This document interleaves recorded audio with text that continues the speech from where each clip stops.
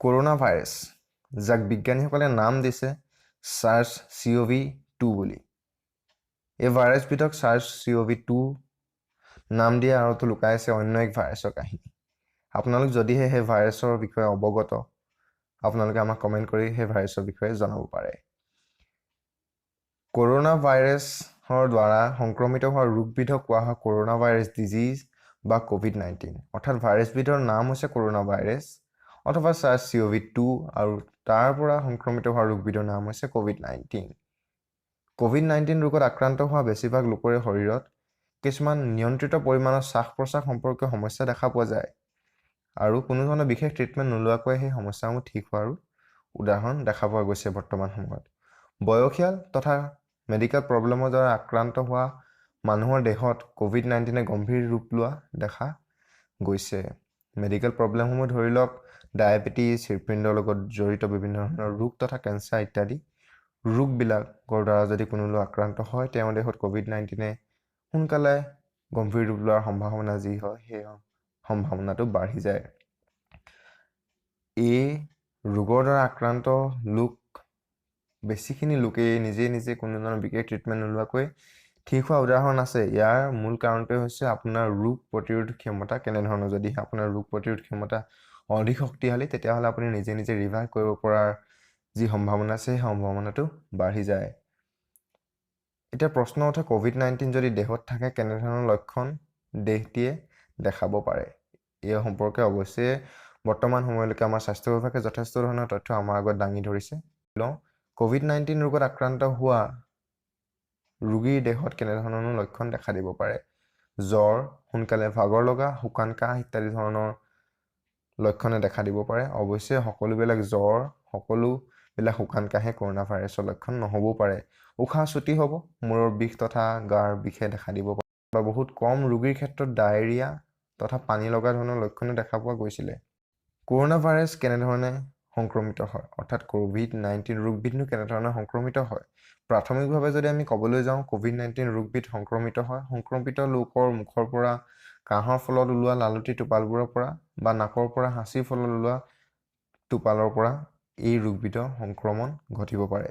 এয়া হ'ল প্ৰাথমিক ধৰণে কেনেধৰণে সংক্ৰমিত হ'ব পাৰে।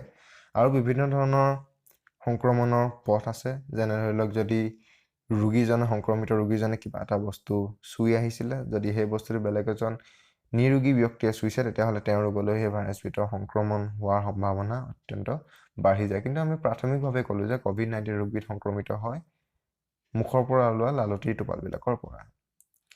এতিয়া COVID-19 ৰোগবিধৰ ক্ষেত্ৰত ল'বলগীয়া সাৱধানতা কোনবিলাক? এই পৰ্যন্ত আমাৰ স্বাস্থ্য বিভাগে যথেষ্ট সাৱধানতাৰ কথা অৱগত কৰিছে। তথাপিও আহক আমি সেই সাৱধানতাকেইটা কিয় ল'ব লাগে সেই বিষয়ে আমি অলপ আলোচনা কৰি লওঁ। পোনপ্ৰথমেতো COVID-19 সম্পৰ্কে সকলো ধৰণৰ আপডেট আপুনি সদায় লৈ থাকক। কোনো ধৰণৰ ভুল তথ্যৰ বশৱৰ্তী নহ'ব। যদিহে আপুনি সকলো ধৰণৰ আপডেট পাই থাকিব বিচাৰিছে, তেতিয়াহ'লে আপুনি আমাৰ চেনেলটো ছাবস্ক্ৰাইব কৰি ল'ব পাৰে। আমি আমাৰ চেনেলটোত COVID-19ৰ ওপৰত আহিবলগীয়া সকলো ধৰণৰ আপডেট আপোনালোকক প্ৰভাইড কৰি থাকিম। 2 নম্বৰ হৈছে সঘনাই হাত দুখন ধুই থাকক হেণ্ডৱাছ বা চাবোনৰ জৰিয়তে। ইয়াৰ কাৰণটো অত্যন্ত এক সাধাৰণ কাৰণ, এক চিম্পল কাৰণ। ধৰি লওক চাবোন আৰু এলকহল বেছড হেণ্ডৱাছ বা চেনিটাইজাৰৰ জৰিয়তে আমি হাতখন আমাৰ সঘনাই ধুই থাকোঁ, তেতিয়াহ'লে হাতত যদি ভাইৰাছবিধ লাগি আছে, সেই ভাইৰাছবিধ ধ্বংস হৈ যাব। 3 নম্বৰ সাৱধানতা হৈছে সামাজিক দূৰত্বতা বজাই ৰাখিব লাগে। অতি কমেও 1 মিটাৰ অৰ্থাৎ 3 ফিট পৰ্যন্ত আমি এজন সিজন ব্যক্তিৰ মাজত দূৰত্বতা বজাই ৰাখিব লাগে। আৰু সেই কথাটোৰ ওপৰতে গুৰুত্ব আৰোপ কৰিয়ে ভাৰত চৰকাৰে 21 দিনীয়াকৈ ভাৰতত তলাবন্ধ কাৰ্যসূচীৰো ঘোষণা কৰি দিছে। ইয়াৰ কাৰণ হ'ল আমি যি ধৰণে প্ৰথমতেই ক'লোঁ যে কাহৰ ফলত ওলোৱা মুখৰ পৰা ওলোৱা লালুটি বা হাঁচিৰ ফলত ওলোৱা টোপালৰ পৰা এই ৰোগৰ সংক্ৰমণ হ'ব পাৰে। গতিকে সামাজিক দূৰত্বতা বজাই ৰাখিলে সেই ধৰণৰ সংক্ৰমণ হোৱাৰ পৰা ৰক্ষা পৰিব পাৰি। সাৱধানতাসমূহৰ ভিতৰত 4 নম্বৰ সাৱধানতাটো হ'ল যে চকু, নাক, ওঠ আদি আমি সঘনাই চুই থাকিব নালাগে বা তালৈ আমি হাতখন অতি কম পৰিমাণে নিব লাগে। কাৰণ আমাৰ হাতকেইখনে বহু বস্তু চুই থাকে আৰু হয়তো আমাৰ হাতত ভাইৰাছবিধ লাগি থাকিব পাৰে। কিন্তু যদি আমি সেই ভাইৰাছ লাগি থকা হাতেৰে আমাৰ মুখমণ্ডলক স্পৰ্শ চকু, নাক, ওঠেৰে সেই ভাইৰাছবিধ আমাৰ শৰীৰত প্ৰৱেশ কৰিব পাৰে আৰু পিছত এক গম্ভীৰ ৰূপ ল'ব পাৰে। শ্বাস-প্ৰশ্বাসজনিত ভাল অভ্যাসসমূহ আমি গঢ়ি তুলিব লাগে, যেনে ধৰি লওক হাঁচিয়াওঁতে বা কাহোঁতে হাতেৰে বা ৰুমালেৰে মুখ তথা নাক আমি ঢাকি ল'ব লাগে, যাতে তাৰ পৰা ওলোৱা টোপালবিলাক সিঁচৰিত হ'ব নোৱাৰে। যদি আমি ৰুমালেৰে হাঁচিয়াওঁতে বা কাহোঁতে মুখখন ঢাকিছোঁ, তেতিয়া আমি ৰুমালখন একবাৰ ইউজ কৰাৰ পিছতে চাফা কৰিব লাগে, অৰ্থাৎ ধুই পেলাব লাগে। যদি আমি টিছ্যু পেপাৰ ইউজ কৰিছোঁ, তেতিয়াহ'লে টিছ্যুখন ডাষ্টবিনত পেলাই দিব লাগে প্ৰথমটো ব্যৱহাৰ কৰাৰ পিছতে। এইবিলাক সাৱধানতা আমি মানি চলিব লাগিব। এতিয়া বহু ধৰণৰ এনেকুৱা কিছুমান ঘটনাও পোহৰলৈ আহিছে যে এই ৰোগবিধৰ ভয়াৱহতাৰ বিষয়ে অৱগত হোৱাৰ পিছত বহু লোক মানসিক চাপত গুচি গৈছে, বহু লোক মানসিক চাপৰ আক্ৰান্ত হৈছে। অৱশ্যে এনে এটা পৰিস্থিতিত মানুহৰ মনত দুখ লগা মানসিক চাপ আজি বশৱৰ্তী হোৱাটো এক সহজ কথা। তথাপিও আমি আমাক মানসিক চাপৰ পৰা বচাই ৰাখিব লাগিব। তাৰ বাবে আমি কি কৰা উচিত সেই সম্পৰ্কে আমি অলপ আলোচনা কৰি লওঁ। পোনপ্ৰথমে আমি আপোনাৰ আপোনজনৰ লগত কথা পাতিব লাগিব, কিন্তু সামাজিক দূৰত্বতা বজাই ৰাখিব লাগিব। অৰ্থাৎ আমি ফোন তথা মেছেজৰ জৰিয়তে কথা পাতিব পাৰোঁ আমাৰ আপোনজনৰ লগত। যদি আপুনি ঘৰত নাই, বেলেগ ঠাইত আছে, তেতিয়াহ'লে ফোনৰ বা মেছেজৰ জৰিয়তে কথা পাতক, আৰু ই আমাক মানসিক চাপৰ পৰা আঁতৰাই ৰখাত যথেষ্ট পৰিমাণে সহায় কৰিব। এতিয়াতো ভাৰতত লকডাউন কৰি দিয়া হৈছে, অৰ্থাৎ 21 দিনৰ বাবে আমাৰ ভাৰতত তলাবন্ধ কাৰ্যসূচী ঘোষণা কৰি দিয়া হৈছে। আমি ঘৰত ভিতৰত সোমাই থাকিব লাগিব, আৰু আমিও আপোনাক অনুৰোধ কৰোঁ যে আপুনি ঘৰৰ ভিতৰতে সোমাই থাকক, ঘৰৰ পৰা বাহিৰত নোলাব। তেতিয়াহে COVID-19 স্প্ৰেড হোৱাৰ যিটো চাইকেল আছে, সেই চাইকেলটো হয়তো ৰৈ যাব পাৰে। ঘৰত এক স্বাস্থ্যকৰ পৰিৱেশ গঢ়ি তোলক, সুস্থ আহাৰ গ্ৰহণ কৰক, ব্যায়াম তথা সঠিক টোপনিক প্ৰাধান্যতা প্ৰদান কৰক। 3 নম্বৰ, নিচাযুক্ত বস্তু ব্যৱহাৰ নকৰিব। এই পৰিস্থিতিৰ লগত মোকাবিলা কৰিবলৈ কিছুমান পৰিকল্পনা আপোনাৰ মনত গঢ়ি থওক। যদি আপুনি কিবা জৰুৰীকালীন সমস্যাৰ সন্মুখীন হয়, তেতিয়াহ'লে আপুনি সেই জৰুৰীকালীন পৰিস্থিতিৰ লগত মোকাবিলা কৰিবলৈ কেনেধৰণে আগবাঢ়িব সেই সম্পৰ্কে কিছুমান পৰিকল্পনা গঢ়ি থওক।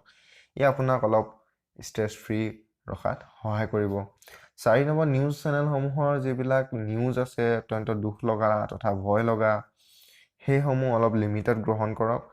অত্যাধিক পৰিমাণে অনবৰতে নিউজ চেনেলত থকা দুখ লগা তথা ভয় লগা নিউজসমূহ বা তথ্যসমূহ গ্ৰহণ কৰি নাথাকে। 5 নম্বৰ হ'ল, আপোনাৰ যদি বিশেষ ধৰণৰ কিছুমান হবি আছে, আপুনি সময় পোৱা নাছিলে ইমান বছৰে বিভিন্ন ধৰণৰ কামত জড়িত হৈ থকাৰ বাবে, তেতিয়াহ'লে আপুনি সেই হবিটিৰ ওপৰত গুৰুত্ব দিয়ক। আপোনাৰ হবিটি হ'ব পাৰে ছবি অঁকা, কবিতা লিখা, গান গোৱা ইত্যাদি ইত্যাদি।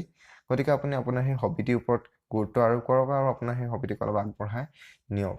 আৰু এটা আমি কাম কৰিব পাৰোঁ, ইমান বন্ধ, অৰ্থাৎ আমি ইমানকেইদিন তলাবন্ধ কাৰ্যসূচীৰ বাবে ঘৰত সোমাই থাকিম। গতিকে বিভিন্ন ধৰণৰ আমি ভাল ভাল কিতাপসমূহ পঢ়িব পাৰোঁ, কিয়নো এখন ভাল কিতাপে আমাৰ একোজন সঠিক নাগৰিক, এক সভ্য নাগৰিক, দায়িত্বশীল নাগৰিক হিচাপে আমাক গঢ়ি তোলাত সহায় কৰিব পাৰে। গতিকে কিতাপ পঢ়ক, ই আমাৰ সময়ো অতি ভাল ধৰণে অতিবাহিত কৰাত সহায় কৰিব। খাদ্যবস্তুসমূহ নষ্ট নকৰিব।